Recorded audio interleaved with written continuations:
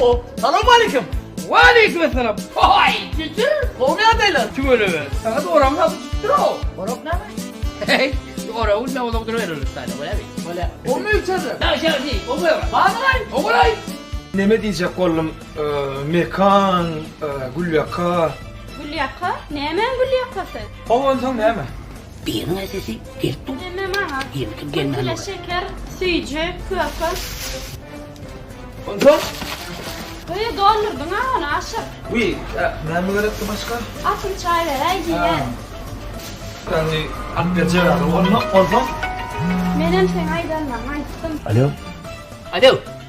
Ağam, oylanyan mı? Oylanmalıydı. Yok mu fikirlenyen o oydan olmayın. Erkenmiş oyun. Bak bir ya bak o bak.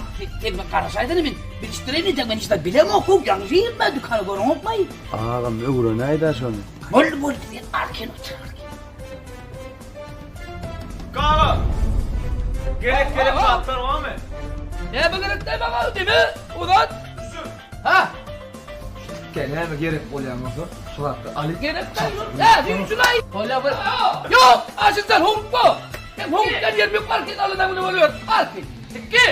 Ne mi gerek lazım ola Ali Berkin. Vay be gerek lazım adam sana öyle var mı diye. Ne kadar ne düşün bak. Sen öyle ne? Ne mi?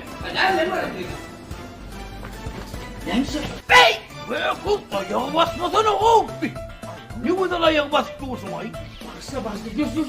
Nereye yürüyor? Ne mi gerek var? Küçük koyuk o! Ana anlattı ter haripleri yürüp verin. Hani? Hani anlat. Ay beni nereye tüyücünü koyuk ben ne yapayım? Ben tüyücüden koyuk onu kıdı yamayı. Tüyücü olarak mı? Yok tüycü mahsutaydı. Ay araydın ay seni araydın ay yedin yani. Hani? Deme mi? Neme kapta dedik?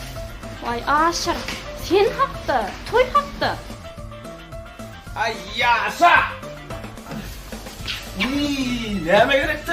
Atın çay vermedin ya aşır. Bolu. Oy oy ya! Evet dayı! Hadi bana katta! Dayı! Bana değil lan! Hadi bak o zaman da! Ama!